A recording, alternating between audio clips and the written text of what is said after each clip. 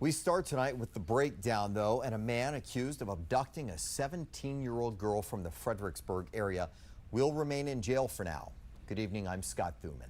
I'm Michelle Marsh. Prince William County Police arrested Ronnie Reel Friday night after getting a tip that he and the victim were in a Woodbridge apartment. Our Nick Minock is in Manassas, taking a closer look now at Reel's criminal history. Ronnie Reel was back in court, this time appearing by video because he's still in jail. He's facing an abducting a minor charge here in Prince William County. Today's hearing was about whether or not the judge should grant bond for Mr. Reel.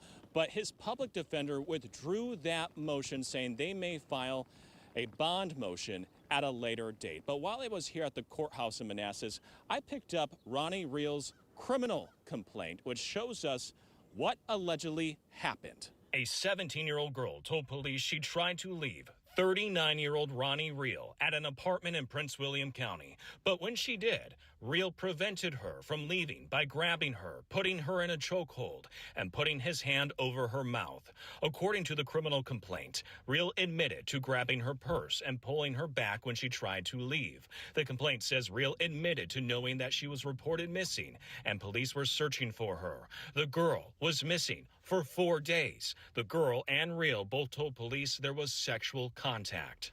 But we don't know how they met or how she wound up with him last week. Something else to consider in all of this: Ronnie Reel should have been in prison. Reel is a convicted felon who previously confessed to sexually abusing an 11-year-old boy in 2021. He faced life in prison, but Fairfax County Commonwealth Attorney Steve Descano's office offered Reel a plea deal that allowed him to walk free with time served. Descano's office offered the plea deal because prosecutors missed important evidence deadlines in the case. That led to a judge's ruling that barred evidence and Reel's confession to the crime from being used in the trial.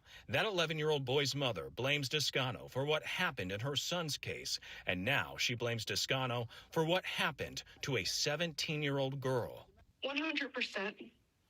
And I'm not going to sugarcoat that. My child was 11 years old at the time that he was raped and molested by my brother-in-law.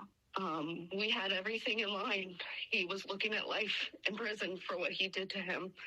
And with one simple mistake of failing to file paperwork, he was let go.